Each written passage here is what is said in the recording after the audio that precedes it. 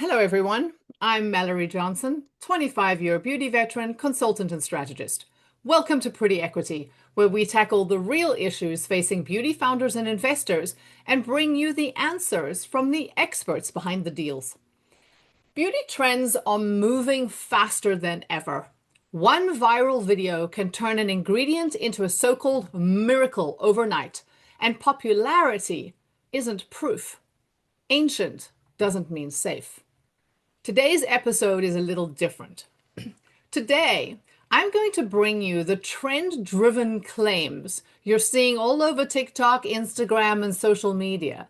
And my guest, NPD consultant Reignah Raegan, will bring you the skin science. Together, we're putting viral beauty trends under the microscope to understand what actually works, what doesn't, and where real risk begins. This episode is not about creators, platforms, or opinions. It's about separating biological reality from marketing storytelling. Today, we are myth busting. However, before the fun begins, I want to introduce you to Reignah. I first found Reignah on LinkedIn, where she was doing a fascinating elements series, and she can explain a little bit more about that. But she would release a new element every few days, breaking down things like myths of ingredients, trends, whatever was hot at that moment. And I think she's done around 80 or so by now. But Yes. Reignah would, you can correct me there. But you can also find her on Substack, which is great. Reignah, you're at Lab to Label, right? Yes. Okay. And that's definitely well worth checking out. So for all of you on Substack, check out Reignah at Lab to Label. Anyway, Reignah, thank you for being here. Do you want to say a little bit more about my introduction to you? Well, thank you for having me here and giving me this opportunity to talk more about the myths that are happening in the beauty industry because consumers are spending a lot more on beauty than the days where people were used to think that beauty is only for people who are working in entertainment industry and people who are performing arts. But nowadays, starting from toddlers, even for babies, there is cosmetics, there are brands. So I believe that every consumer, every brand owner, every formulation chemist deserve to know the truth behind every viral ingredient that goes trending on the internet. And that's why we are here. Indeed. But before we jump in and start breaking down specific ingredients, I want to quickly talk about why beauty trends move the way they do. The beauty industry is uniquely vulnerable to trend cycles because it sits at the intersection of emotion, identity, and hope. So when Yes. someone sees their friends buying a specific product, especially one that's framed as natural, ancient, or secret knowledge, it's often Yeah. trustworthy and feels comforting. Then add social media into the mix and the cycle accelerates. A complex formula gets reduced to a single ingredient, a personal anecdote becomes proof, and single before and after photo replaces data. Suddenly, claims become true simply because they're everywhere. But skin biology doesn't recognize trends, and skin doesn't respond to what's viral on social media. And just because you want something to be true doesn't make it true or make it real. In reality, what determines whether a product works is far less exciting, but far more important. Things like concentrations, formulation systems, stability, delivery, safety, and yes, real world testing. When those pieces are missing, you don't just risk disappointment. You risk skin irritation, skin sensitization, ingredient contamination, and of course, a heap of regulatory trouble. That's why today's conversation, as Reignah said, matters. And here's how it's going to go. For each trend we're about to discuss, I'll share the claims consumers are hearing and maybe a little bit about the ingredient. And Reignah will help us understand what the science actually supports where the gaps are, and when something crosses from ineffective into risky. So today's conversation isn't about chasing trends or debating what's popular. It's about dismantling the stories behind those trends using skin biology, formulation science, and risk assessment as our guideposts. With each ingredient, we're not asking, is it viral? We're asking, is it real? Because as we're about to discuss, social media doesn't create crazy claims, it accelerates them. In the end, though, biology, chemistry, and regulation will decide whether they're true. All right, Reignah, let's start busting some myths. So, number one on the list is my all-time favorite, beef tallow. Here's the hype. It's being marketed as ancient skincare with bioidentical fats that supposedly heal acne, repair the skin barrier, replace moisturizers, eliminate the need for preservatives, and yes, I've even seen claims that it can fix almost anything. I have no idea what that means, but okay. Some people are buying versions of it at farmers markets that are made in home kitchens, while others are buying it online and using it on compromised, inflamed, or acne skin. Consumers are being told the ingredient is safer because it's natural, traditional, or ancient. But behind all of that storytelling is a very real question. Does beef tallow actually work on human skin? And more importantly, is it safe for use the way it's being marketed? Reignah, I've just given you the claims. You give us the science. So yeah, beef tallow is basically rendered cow fat. People claim that it has fatty acids identical to your skin's lipid profile, that it heals acne, and above all, it doesn't need preservative.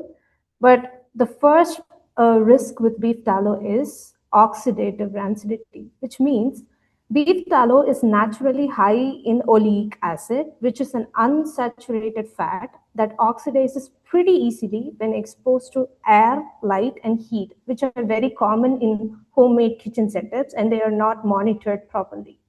So when this beef tallow oxidizes, it creates free radicals. And when people unknowingly apply an oxidized beef tallow, it causes inflammation and irritation. Most of the consumers who are trying to use beef tallow for the first time won't even know the difference between whether it's actually fresh or rancid. So they are applying an oxidized substance into their face, in some cases, even compromised face, without even knowing it. And second issue being beef tallow is highly comedogenic, meaning it has the ability to clog your pores. So the claim that says that it can heal acne, it's actually going to make it worse. The only thing that beef tallow can actually do is to be an occlusive, meaning it can seal the moisture that is already in your body when you apply it on your skin. But still, people with acne prone skin should stay away from this. And third being, since beef tallow is more popular in farmer markets, I would like to highlight the microbial contamination risk that can happen in these homemade batches. People can ask, beef tallow is a fat, which means it's basically oil based. How can microbe grow in an environment where it's fully oil? True. When it comes to an oily environment, microbial growth can be less. But the manufacturing setup in which this beef tallow products are mostly made are dark rooms, kitchen probably, where the humidity is not monitored properly. And by the time a person makes a batch of beef tallow, and there is nobody to actually see the moisture content in the final formula, whether there is a risk of microbial growth in that final formula, and whether cross contamination can happen from unsterilized vessels and equipment. So basically, there is no one to establish quality control protocols. And if the product is stable on day one, there is no assurance that the product will be stable on day 90 when it might reach a consumer's bathroom shelf. So since there is no stability testing or any testing happening there, uh, people should not, gamble their money for the risk of this product, these kind of products that are made in home. And also as a formulator, I would really, think twice, because people who make beef tallow formulas in their home, do they add proper antioxidant system to prevent the rancidity of the product? That is No. something very doubtful in my side. So I would say just because something is ancient, traditional, or handmade doesn't mean it's safe or efficacious. So if you really want something bio-identical to be applied on your skin, I would suggest go for squalane. 100%. And look, I mean, the reason I'm putting beef tallow first is because it really did make a splash on, all over social media and TikTok. And for me personally, I just think it's gross. I just think the idea of it just grosses me out. And I know that's not scientific and not, and whatever. The point is just the idea of it is pretty nasty. And I've also I know very few contract manufacturers who will even bring the ingredient into their R&D labs, let alone out Mm. onto the floor. Mm. And yeah, they just won't even touch it, particularly, because vegan is so much a hot a hot label at the moment. That does bring that concern in, that you're bringing animal byproducts into a facility that is making vegan. So I don't know if you want to Mm. react to that before we move on to the next one. I mean, the question is why beef tallow? Like, just because something sounds very time tested and something sounds very natural, that that is obtained from cow fat or something, I don't know what appeal it carries to the consumers when they see influencers just applying it on their skin for just one video, when we formulation chemists won't even touch it. Yeah. No, 100%. Okay, so moving on. Number two, PDRN. So very quickly, for anyone who hasn't come across it yet, PDRN stands for polydeoxyribonucleotide. In a nutshell, that is DNA-derived material most commonly sourced from salmon. Yeah. This is been PDRN has been in medical and injectable settings for tissue repair and wound healing for a while now, and that's where the science-based origin derives. But in the consumer beauty space, PDRN has taken on an entire life of its own. On social Yeah. media, it's marketed as salmon DNA skincare that supposedly regenerates skin, reverses aging, repairs damage at the cellular level, boosts collagen, replaces professional treatments, and in some cases is even framed as the alternative to injectables. And all this for the lofty price of a topical cream or serum. Wow. But I've also seen claims suggesting it penetrates deeply, reprograms skin cells. That I really don't understand. Delivers clinical results without any controls, testing, or delivery systems used in medical applications. I'm so sorry, my regulatory friends. This has got to be getting you all frazzled. But does topical PDRN, with all of that said, actually do what the claims suggest? Or are we seeing a clinical concept being completely divorced from its science? Reignah, you just heard the hype. What does the science say? So before jumping into PDRN, let me say anything that says repairs, reverses, inhibits, stimulates, or rejuvenates or something, those are all drug claims. You cannot put them on cosmetic products. That being the disclaimer, let's jump into PDRN. So PDRN got massively hyped starting around, I think so, 2024 to 2025. So the hype actually originated from Korean clinics where they offer injectable salmon DNA treatments that goes directly into the dermis for rejuvenation. In that kind of injectable clinical setting, there is evidence that it works. But the problem occurs the moment when PDRN became a topical ingredient. Brands started making the same claims without the same delivery method. So before going to the molecular size and stuff, let me say that our skin has a penetration threshold. Anything bigger than 500 Daltons won't go in, just 500 Daltons. So if you look at the molecular weight of PDRN, it's 50 into 1500 kilodaltons, which means into 1000. So that's like 100 to 1000 times bigger than what can actually penetrate into the skin. And there is also another thing that I want to highlight is when you see brands like Medicube or any other Korean brands marketing this ingredient in a product, they market it in terms of ppm, like 12,000 ppm, 50,000 ppm. ppm is a concentration measurement. It's only relevant for things when they are inhaled, ingested, or given systematically. So no matter what ppm you use, whether it's 200 or 2000 or 20,000, if the molecular is too big, it cannot penetrate, period. So for PDRN to work, it has to go to the dermis. And in the dermis, there are some receptors called as adenosine A to A receptors. So it has to go to those receptors and activate them. But here, when in case of topical creams, it doesn't even get past the first layer.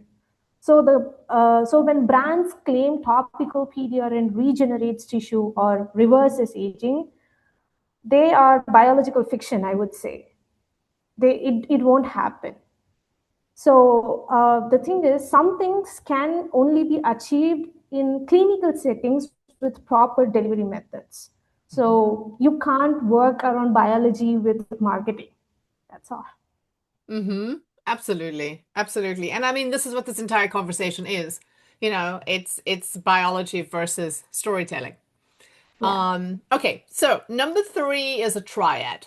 This is NMN, NAD plus, and topical collagen that I'm lumping all together. And I'm putting these Mm-hmm. guys together because NMN and NAD are usually marketed as part of the same story, which I'll explain in a second, but also topical collagens, since they all follow more or less the same pattern. But before we get into their claims, I want to talk about what they are, starting with NMN and NAD plus for those watching who are not scientists or who are new to beauty.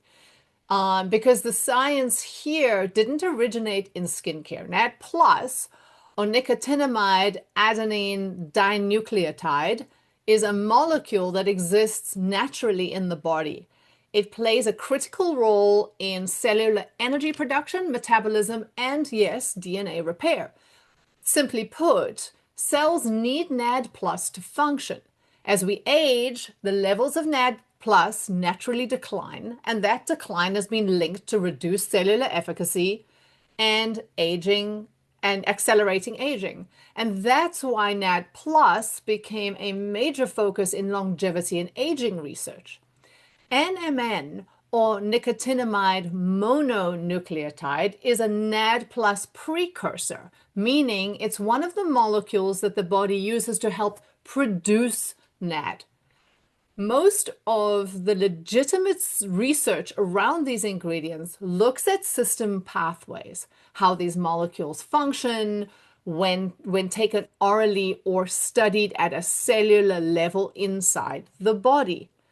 That research is complex, still evolving, and largely focused on internal biological processes, not on skin specifically, and certainly not on topical applications. That's where things get confusing. When this longevity science, which is legitimate science, is translated directly into skincare claims, often without addressing whether these molecules can remain stable, particularly in a cosmetic formula, can penetrate the skin barrier or can function topically the way they do systemically. But that's where the story starts to run out of science. Now let's talk about collagen quickly. Collagen is a natural protein that exists in the skin. It's responsible for firmness, strength, elasticity. We all know collagen. But as we age, our bodies also produce less collagen, which is why it's often associated with wrinkles, loss of volume, blah, blah. That biological reality is where collagen's reputation comes from. Where the confusion sets in, though, is when surface level benefits, which Reignah is going to explain shortly, are translated into deeper claims like stimulating collagen production, rebuilding skin structure, or reversing aging. But truth be told, that's nobody's fault specifically, because unlike so many of the other ingredients we're talking about today, collagen actually is one of those ingredients that feels intuitive, even when the science doesn't support the story. And that gap between how collagen works biologically and how it's marketed is what allowed collagen to remain one of the most misunderstood ingredients in beauty. So now that we're clear on what topical collagen is, let's talk about what people are being told it does, because those things are very different. Beyond the obvious boosts collagen language, we're now seeing claims that topical collagen can rebuild the skin's collagen matrix, replace lost collagen, stimulate collagen production from the outside, reverse aging at the source, okay? Or even act as a topical alternative to injectables. Some products suggest collagen penetrates deeply into the dermis, targets fibroblasts, or reprograms skin to behave younger. Okay. Others borrow credibility by referencing clinical or medical uses of collagen without clarifying that these uses rely on completely different delivery methods. And here's the key issue, which again, Reignah will explain in more detail. Temporary surface effects are being marketed as long-term biological change. That absolutely does not mean collagen is useless. It just means that the story behind it has been stretched far beyond what the science actually supports. And this is where consumers get confused and sometimes hurt. Because wanting something to be true, as I said earlier, doesn't make it true, and belief doesn't change biology. Okay, so now that I've laid all that out, we understand where NMN, NAD+, and collagen come from. I now want to ask Reignah, you've heard everything that's been said about supposedly re-energizing skin cells, reversing aging at the cellular level, repairing DNA damage. Topical collagen does things like boost production of new collagen, anti-aging at the source, blah, blah, blah, blah, blah. Please go ahead and tell us, what does the science actually say? So prior to PDRN, topical collagen had its big moment in 2022, 2023. People loved the idea of putting collagen on their skin and thinking that it would boost their collagen inside the skin. There was a time when brands used to launch a whole collagen line, having collagen in face wash to shampoo everywhere. So, but here's the secret. Topical collagen, the molecular weight of topical collagen is 300 kilodaltons. That's 600 times larger than what can penetrate the skin. So it also doesn't matter whether it's marine collagen or bovine collagen or plant collagen, the source is totally irrelevant. The molecular size is the problem. And then after the whole molecule of collagen came the concept of hydrolyzed collagen. So hydrolyzed collagen are smaller peptides, but still the molecular weight ranges from 1 to 10 kilodalton again. which is still bigger than skin's penetration threshold.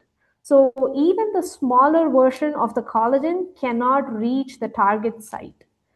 So what actually collagen does to your skin?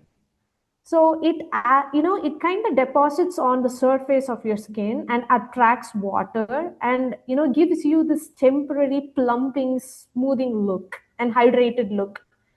But it is a surface benefit since the collagen doesn't reach the target site of action. Nothing, like the benefits of rebuilding the structural collagen or reversing it, it doesn't happen. It won't happen.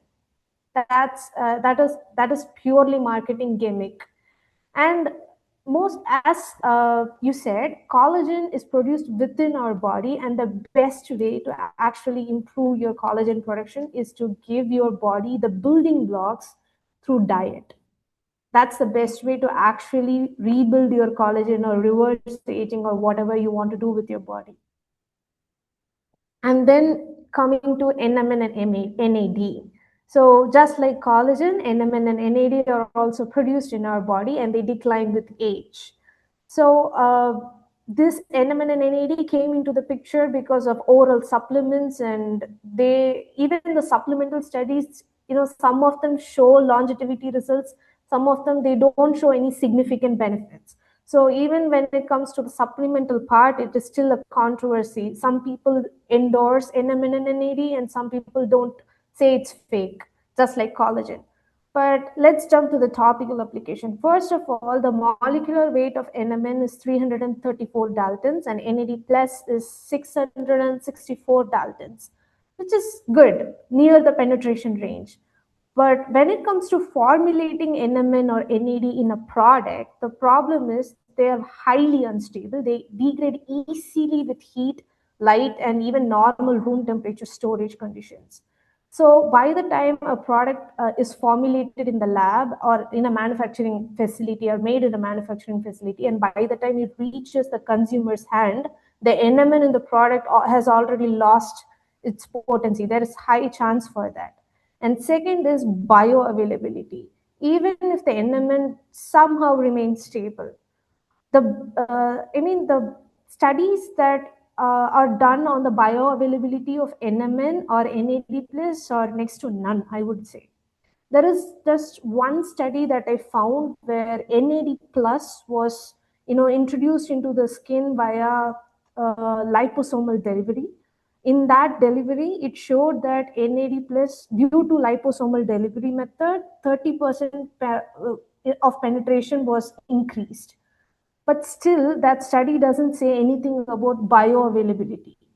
So when I searched for even more studies, I still didn't get relevant answers regarding the bioavailability of these two molecules. And third, being the data gap. All the longevity research on NMN and NAD uses oral doses of 100 to 500 milligrams taken systemically. So there is no virtually published data on effective topical concentrations like 1% or 5% for these two molecules. And we all know that you cannot extrapolate oral supplement studies to a topical application. These two are different delivery system, different metabolism, and different outcome. So when brands say claims like re-energizing cells, repairing DNA damage, first of all, those are all drug claims. That's illegal to make.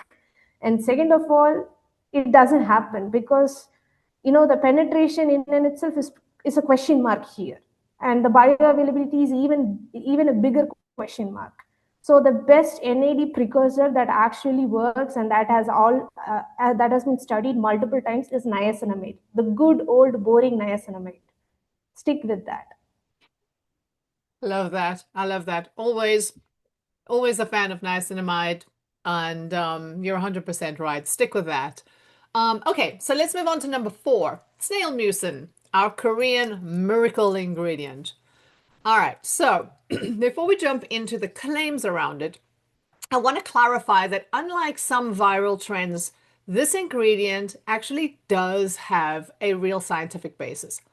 Snail mucin is a complex mixture of substances naturally derived from snails, but unbeknownst to many, Although its origin is natural, it is not raw snail secretion. But Reignah will explain a little bit more about why it gained traction, particularly in Korean skincare, where formulation quality and consistency are taken very seriously. So, this trend isn't a case of science versus nonsense. Uh, where things start to go wrong is when those real surface level benefits get inflated into much bigger promises, like with everything else we've been talking about. We now see snail mucin being marketed as something that can regenerate skin, repair damage, of course, at the cellular level, reverse aging, and act as an all in one solution for nearly every skin concern. In some cases, it really is framed as a miracle ingredient, regardless of concentration, sourcing, processing, or formulation systems. And just to ground us again, none of this changes based on how many views a product gets. Skin responds to chemistry, not algorithms. So, Reignah, from a formulation standpoint, where does snail mucin actually make sense? And when does it become more of a marketing shortcut than a functional ingredient? Tell us, what does the science say? So, snail mucin is not inherently bad, but it's not inherently good either. I stand at a very neutral standpoint. So, snail mucin is basically processed secretion from snails, not raw slime. So it's not a single compound like PDRN or other ingredients that we discussed before. It's a complex. It contains glycoproteins, hyaluronic acid, allantoin, and some peptides. So the problem with snail mucin as a raw material is the quality. It varies species to species, what is fed to the snail, and how the secretion is processed. So the quality of secretion varies batch to batch, supplier to supplier, and the preservation of the raw material is very questionable and often overlooked.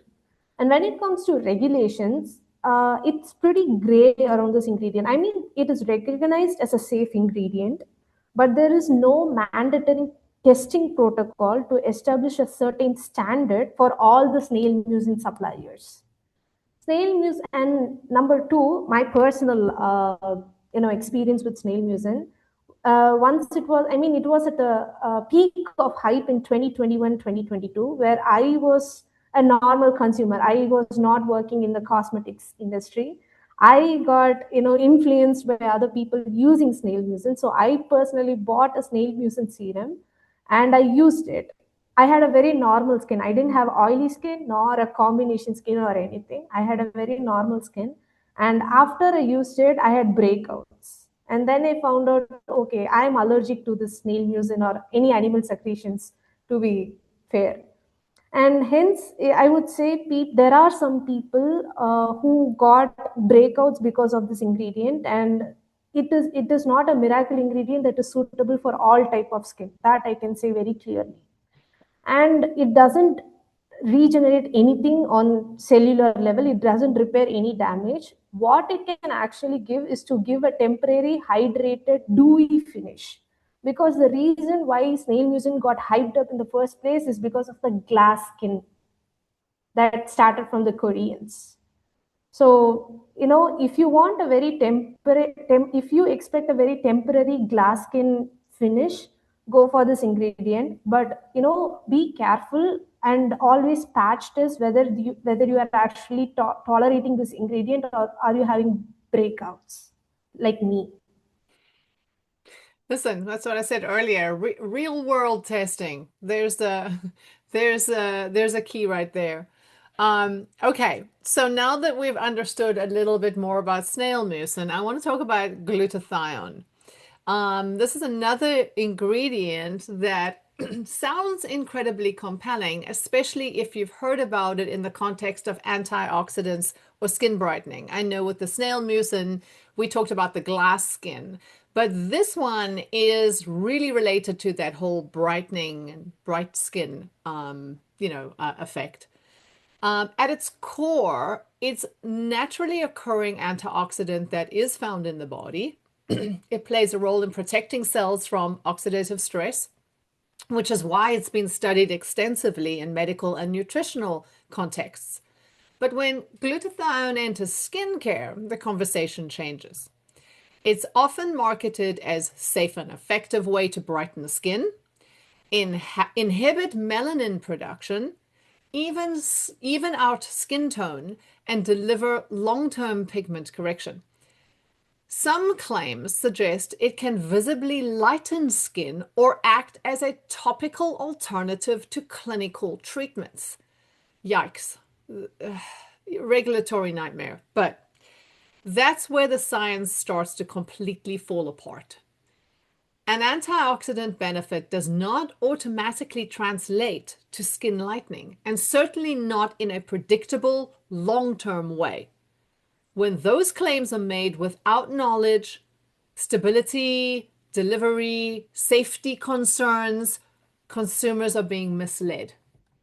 This is also where regulatory risk, as I just said, enters the picture, because the claims around pigment alteration and skin lightening raise serious regulatory red flags. A quick shameless plug, if you don't mind. If you're interested in learning more about labels versus labeling and why words create regulatory risk, which is what we've been talking about throughout this episode, check out episode 6 of Pretty Equity on YouTube or Spotify. Okay, back to you, Reignah. So, from a science and formulation perspective, what role, if any, can glutathione realistically play in skincare? In other words, what does the science say? So, as you said, glutathione is an endogenous antioxidant, meaning our body produces it naturally. So, the same thing I said for collagen, I am saying it here. If your body needs it, provide the building blocks through diet. Don't expect a face cream to do your nutrition's job. That's the first thing. And when it comes to formulation, glutathione is notoriously unstable in topical formulations. It degrades easily and changes color, even with a slight pH increase. And if you look at the studies for topical glutathione, you'll find maybe like 5 studies in total. The main study that people quote or is done on 2% oxidized glutathione on 30 women for like 10 weeks. So if you see the studies on topical glutathione, you won't see a study that is done purely on glutathione. It is either oxidized glutathione or reduced glutathione. So that in and itself says that a pure glutathione cannot exist in a stable, topical formula. And when you see the studies done on oxidized or reduced glutathione, you can see those studies are smaller in sizes and they were done for a very short duration, because the really effective studies need up to like 12 or even 12 plus weeks to show meaningful results. And even when you see the results across the 10-week duration studies, the results were not that consistent. And coming to bioavailability, the bioavailability of glutathione is poor, but we don't have hard, solid data on what percentage actually penetrates and what remains active after degradation. And also, as you mentioned, regulatory, even the Philippines regulatory body issued strong warnings against IV glutathione for skin lightening because it caused severe allergic reactions and liver damage to people. So I'm not sure how safe is this ingredient to be applied on skin either. And then the claims like skin brightening, inhibiting melanin production are drug claims. They are not cosmetic claims. So it might get a brand into a serious trouble for making claims that kind of alters the skin's nature, not beautifying the skin. Mm-hmm. Mm-hmm. No, absolutely. I mean, but this entire conversation is about claims and it is about, what people are saying versus, backing it up with the science. But nonetheless, let's move on to another personal fave, matcha. Okay, let's dive into something we're hearing about more and more lately, and that's the superfoods. And don't get me wrong, I'm a big fan of the superfoods, but let's talk about superfoods in skincare. Although there are quite a number we can talk about, I want to talk about matcha specifically today. As always, before we start discussing it, let's clarify what matcha actually is, because this is another case where a super ingredient doesn't necessarily behave the way we expect on and in the skin.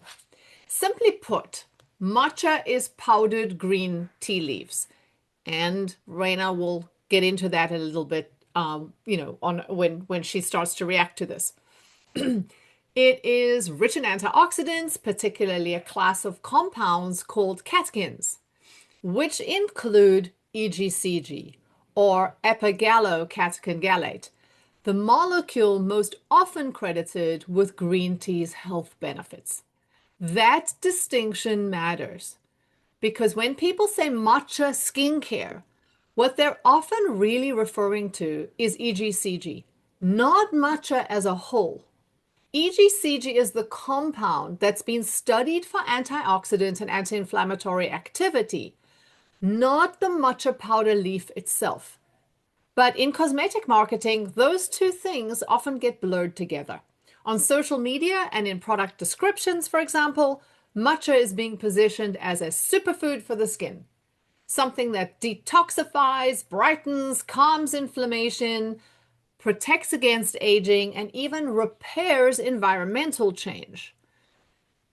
Some sources even suggest that simply adding matcha into a cosmetic formula delivers all the benefits associated with green tea consumption. But here's the problem. Matcha and EGCG are not interchangeable. EGCG is a specific isolated molecule. Matcha, on the other hand, is a complex botanical powder that contains many components, of which, like I said, Reignah will get into the science. But these don't necessarily benefit the skin when applied topically. On top of that, EGCG itself is highly unstable.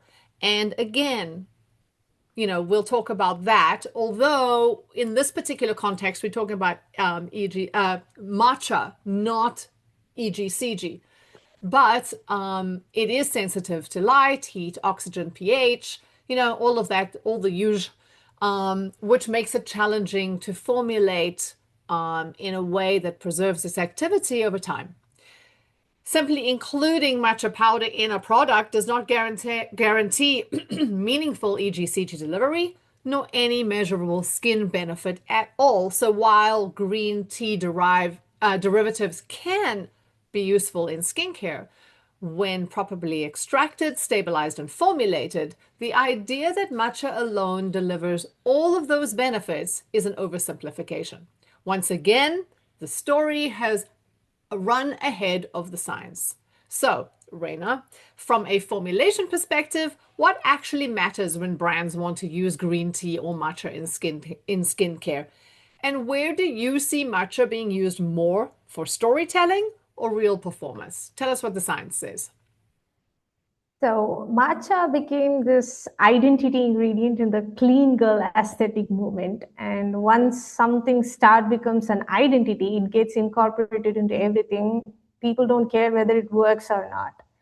So as you said, matcha is powdered green tea leaves. It's not a single molecule. It's a complex botanical mixture. So it contains a little bit amount of EGCG, a little bit amount of caffeine, chlorophyll, fibers, and some other compounds also. So the ingredient people actually care is EGCG, which has been studied for antioxidant and anti-inflammatory activity.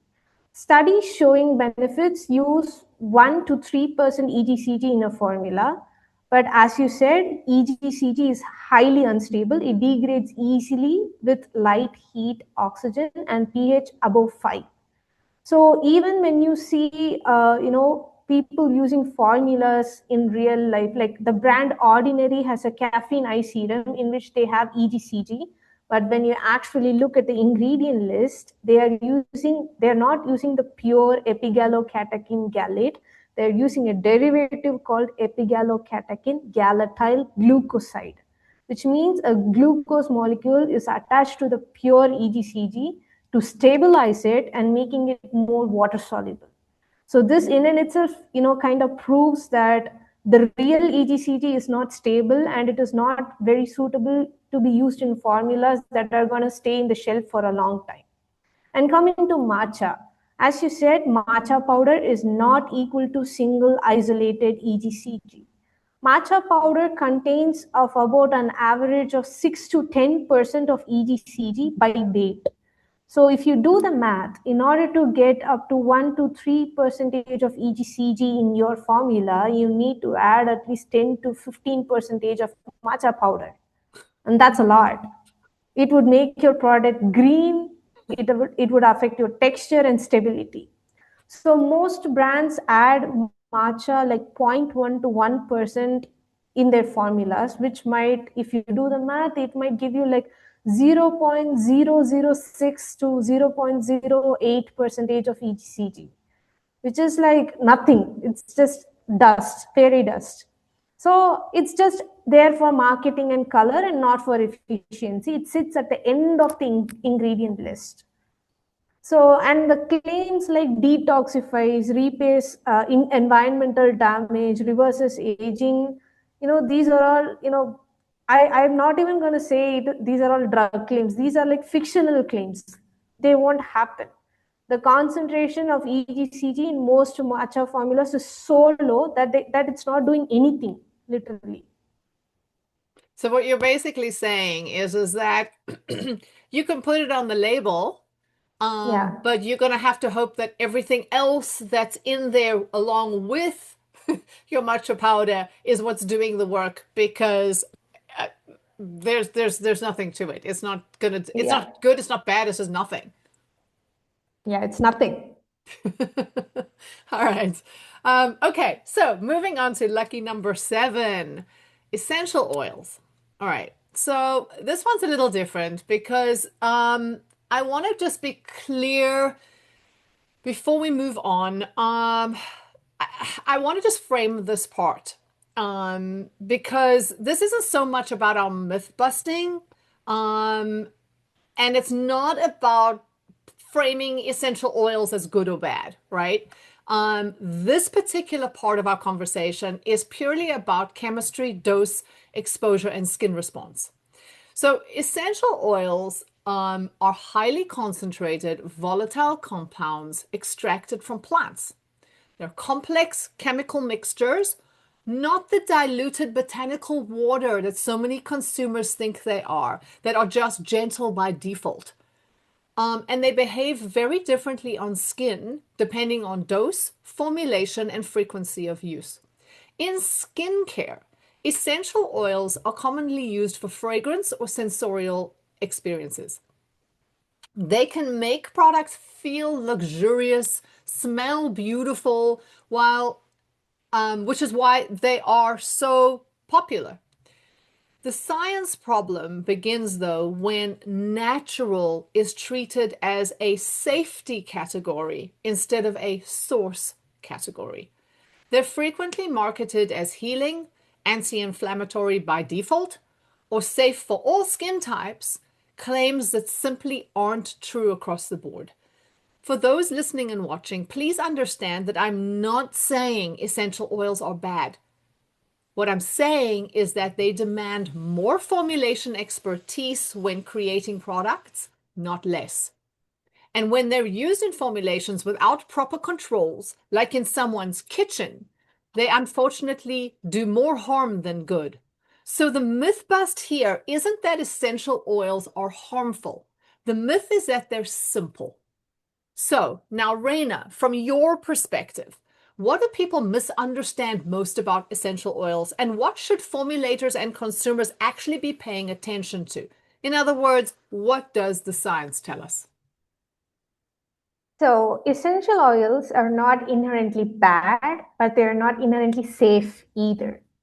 So, essential oils are well known in aromatherapy, and I respect that they help many people in order to calm down from stress. But the thing is, when it comes to essential oils, the dosage and dilution matters. Because in aromatherapy, mostly these essential oils are diluted in a carrier oil before they are used on humans. As you said, essential oils are highly concentrated volatile compounds, and people believe that natural means healing. But essential oils, if they are not formulated properly, they can cause contact dermatitis, allergic reactions, and photosensitivity, especially the citrus ones like bergamot and lemon. And natural doesn't mean standardized. Essential oil composition varies batch to batch, season to season, soil to soil. So the quality control is a challenge here. And when you use essential oils in a formula at a pretty higher percentage in order for that fragrance and sensory effects, during stability testing, there is a high probability they'll change the color of the final product and smell of the final product. That's a headache. I faced a lot of people wanting their products to be organic and adding essential oils, and in like 1 month of stability, it changes color, it separates, and the smell is horrible.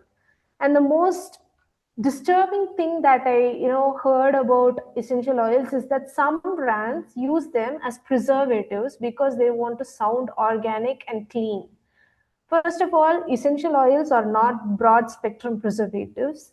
Second of all, in order to get the antimicrobial activity from an essential oil, you need to use it at like 5 to 10% concentration. And at that range, you will surely get skin irritation. So, just because essential oils have some antimicrobial properties, it doesn't give brands an excuse to reduce the concentration of the actual preservative system. And the most promoted antimicrobial essential oils are tea tree oil and eucalyptus oil.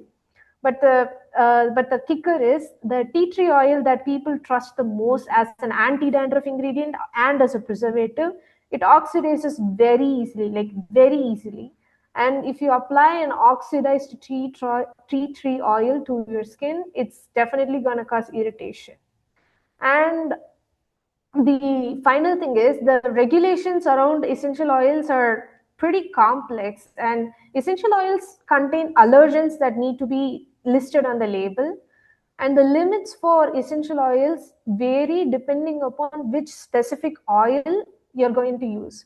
For example, bergamot oil is limited to, I believe, 0.4% on leave-on products due to phototoxicity, whereas cinnamon bark oil is limited to 0.05 percentage, which is like very low percentage, because it is a very potent sensitizer.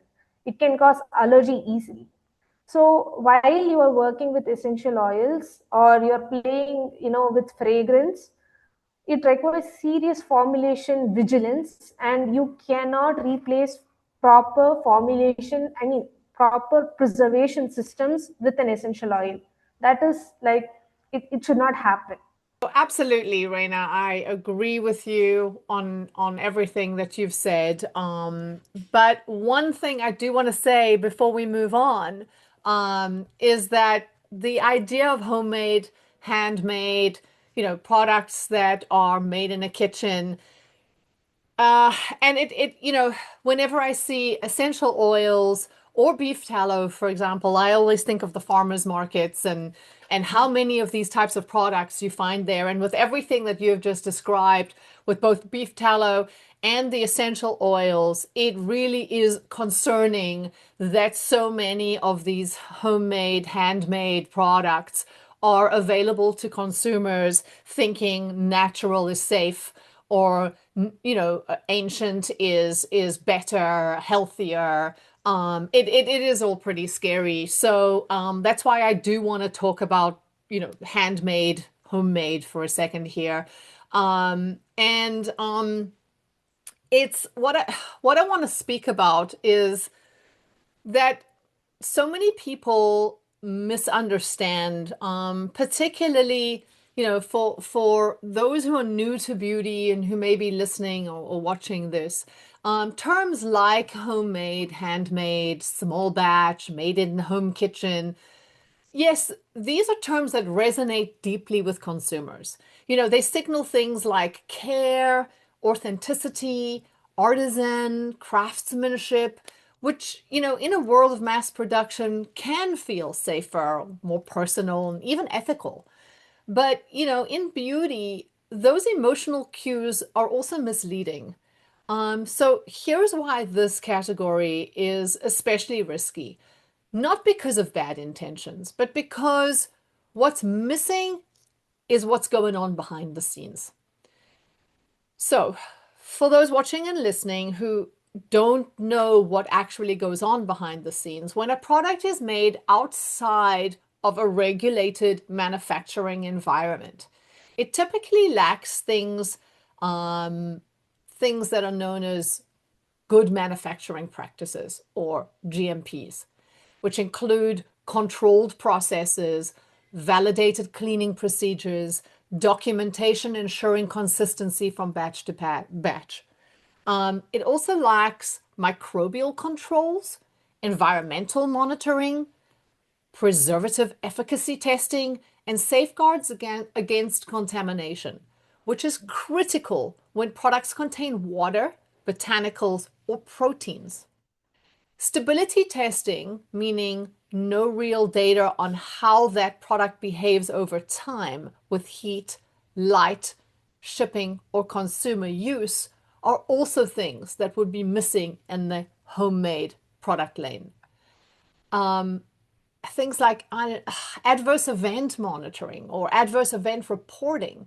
If a consumer experiences an irritation and breakout, infection, injury, heaven forbid, these things, when they're made in a home, there's no system in place to not only detect patterns, but also for consumers to report these issues or for the founder to respond appropriately.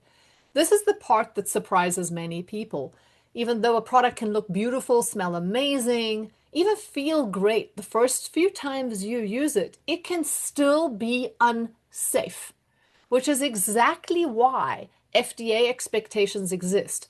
Not to discourage small brands or creativity or get in the way of you making money, but to protect public health. Regulation isn't about whether a product feels artisanal. It's about whether it's manufactured, tested, documented, and monitored in a way that keeps consumers safe. So the next time you're tempted to buy one of these lovely looking handcrafted cosmetic products at your local farmer's market, especially ones marketed for compromised skin, wounds, inflammation, or healing, please remember that although it feels good and even virtuous or ethical to support your local artisans, this is where real risk enters the picture. Reignah, with all that said, from an NPD, from a product development and formulation standpoint, what risks worry you most with homemade or small batch products? So first of all, the homemade and small batch products, they lack something called as a formulation system. So when you see a formulation system, you can see many products with the same ingredients at the same percentages, but one product performs and the another doesn't. The reason being formulation system. When a person focuses on formulation system, they make sure that the ingredients are added into the system so that they work in synergy without opposing each other. And if you want, let me break down the formulation system. It's like considering the molecular weight, dosage, and the delivery system and the pH, especially the pH, because people love to add all the trending ingredients in one formula, but they So, won't, mind whether the ingredient is actually working in the given pH.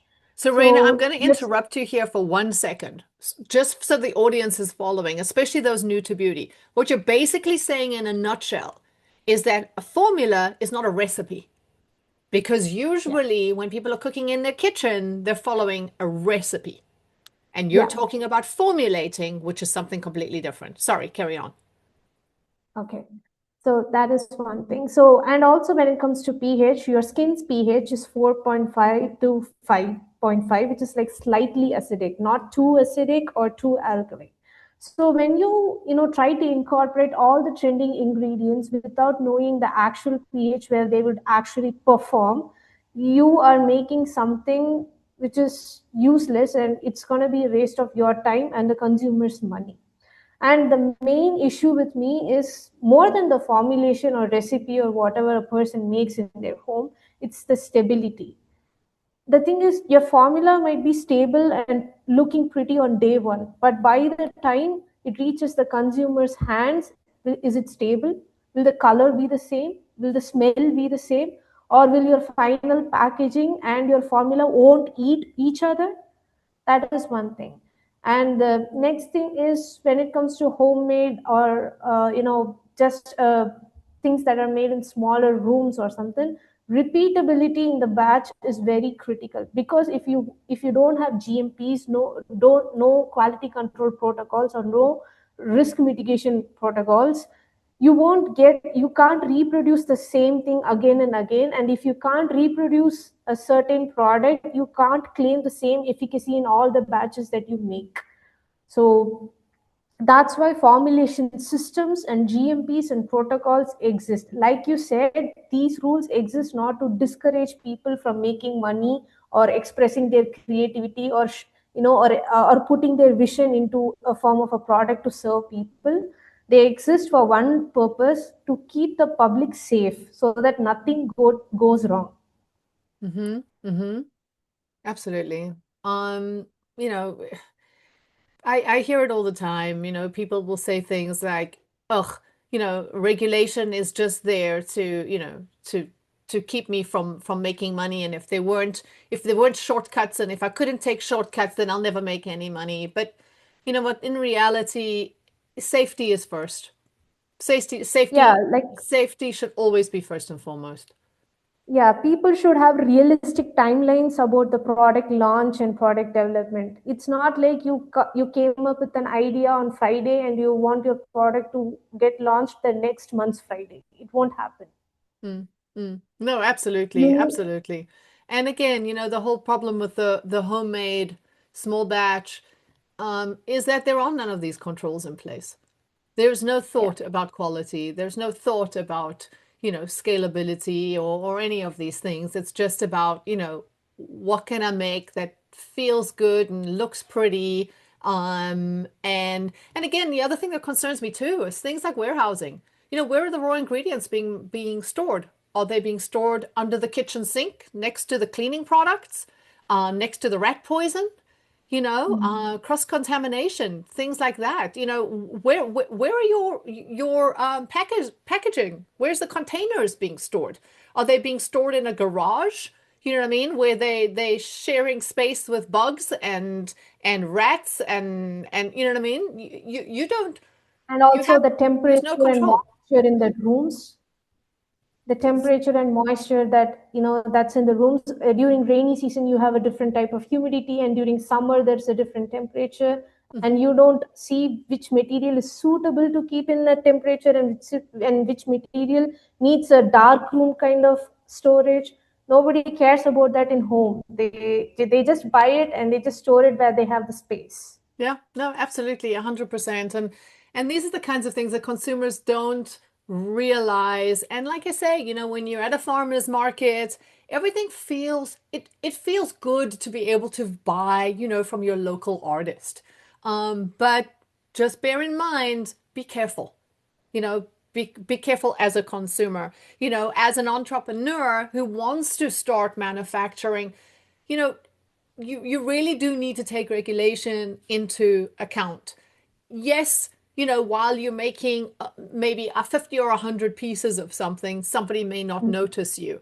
But when people are getting hurt or could possibly get hurt, with what you're selling, is that really what you want to be doing? it may be better to think about finding an actual contract manufacturer who can help you, scale up slowly and start slowly. So Reignah, is there anything else that before we close out, that you want to share? Any last takeaways for viewers or listeners? Anything you want to say to formulators, to consumers, even, of course, to our founders? Go ahead. So, for a person who's already a beauty founder or who is aspiring to be one, investing in beauty doesn't guarantee instant money or quick cash. Beauty is a very regulated space. So, even if it is like a small skincare or body care product, you still have to follow regulations. So, before you start a brand or start a social media page about your brand or something, please do your homework on regulatory compliance, safety assessments, quality controls, and please have realistic product development timelines. Please don't give headache to formulation chemists by giving unrealistic timelines. And finally, I would like to say storytelling never bypasses safety. Always educate yourself and educate your consumers in the process too. That's the best way to develop a brand that sustains in time. Mm-hmm. And for the formulation chemist, my peers, always look for the science and data behind the ingredient, not the trending, the trend behind it.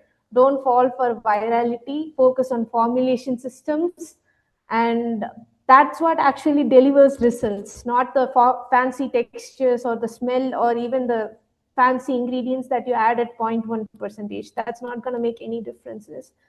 And for consumers, question everything. Question every product that gives you the promise of healing your skin in just 3 days or 5 days. Question it, question the brand owner, question everything that you see on the website. Learn to read the inky list properly, I mean, the ingredient list properly. See whether the product is properly preserved. See where the actual hero active that they are marketing to you is placed in the list. And also, finally, remember, you cannot bypass nutrition through a face cream. Mm-hmm. Reignah, thank you for all of this. Before we wrap up, I want to pull for the audience, I want to pull everything that we've talked about today into one clear frame, especially for our founders and investors and anyone new to this industry, because this is where beauty trends collide with reality. We live in a moment where virality and distribution are mistaken for validation, where repetition feels like proof, and where belief and wishful thinking are often treated as evidence. But skin biology doesn't recognize trends, and regulation doesn't respond to popularity.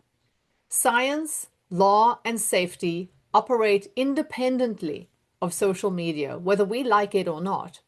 That is why so many brands struggle after a viral moment, because hype doesn't always perform over time in the real world. Here are the distinctions that matter. One, trend chasing is not brand building. Trends expire. Brands are built on repeatable performance, trust, and clarity. Everything that Reignah had described today in our conversation. Viral, two, viral does not mean scalable. If your product can't be manufactured consistently, supplied reliably, and defended operationally, growth becomes a liability. Three, novel does not mean defensible. New ideas are exciting, but without data, testing, and regulatory grounding, novelty becomes fragile. Four, safe does not automatically mean compliant. A product may be non-toxic, but it can still be unsafe. In other words, if it is misbranded, misleading, or illegally promoted. That will make it unsafe. Remember, real products with real ingredients that work both on and in the skin must also survive manufacturing, testing, regulation, distribution, and long-term consumer use, not just a moment of attention. This is why FDA expectations exist. This is why GMP exists. And this is why claims, safety assessments, and documentation matter. Not to slow innovation, but to make sure innovation lasts. Because in beauty, the brands that win aren't the loudest. They're the ones that are credible, compliant, scalable, and defensible long after the trend fades. And that's the difference between chasing virality and building something worth investing in. Beauty doesn't need more hype. It needs more clarity. Well, Reignah, that'll do it for today. Thank you for being here to help us unpack the hype and understand the science. Thank you for having me. You're very, very welcome. It was a pleasure. For those watching and listening, I hope this episode helped you question what you see online or think twice about what you buy or build. And if it did, please like, share, and subscribe. Especially share with someone you know who's deep into viral beauty right now. This is Pretty Equity, where beauty meets science, strategy, and accountability. I'm Melory Johnson, and I will see you all next week.